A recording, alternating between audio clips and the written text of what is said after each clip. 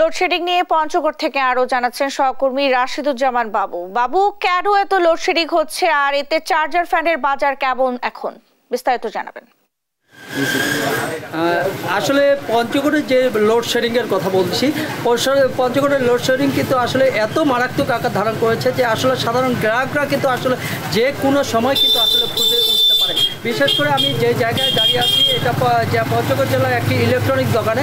আসলে এখানে আমরা সকাল থেকে আসলে খোঁজ নিয়েছি যে এখানে যেগুলো বৈদ্যুতিক অর্থাৎ গরমে যে আরাম পাওয়ার যে জিনিসগুলো যেমন ফ্যান, এসি, আইপিএস, এগুলোর দাম আমরা দোকানদারের সাথে কথা বলেছি। দোকানদাররা বলছে যে আসলে প্রত্যেকটি জিনিসের দাম, অর্থাৎ ফ্যানের দাম প্রতি ফ্যানেতে 1500 থেকে 1000 টাকা বেড়েছে। এসির ক্ষেত্রে যদি বলি, প্রত্যেকটি যে এসি 90,000 টাকা ছিল, সেই এসি কিন্তু এখন 1,10,000।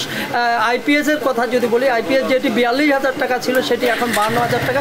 অর্থাৎ যেগুলো হচ্ছে বিদ্যুতের বিকল্প হিসাবে ব্যবহার করা হয়, সেই জিনিসগুলোর দাম কিন্তু আসলে সাধারণ যারা তাদের একেবারে নাগালের বাইরে চলে গেছে।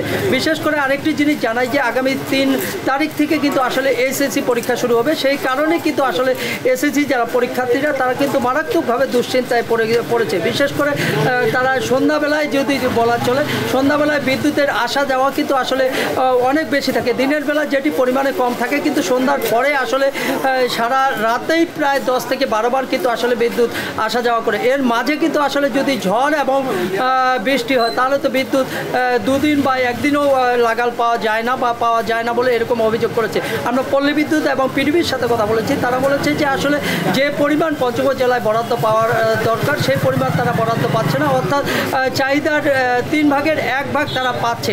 অর্থাৎ এর থেকে পরিত্রাণ কি জানে না কিন্তু আসলে এখানকার। এই ছিল পঞ্চগড় থেকে আমার কাছে সর্বশেষ সংবাদ।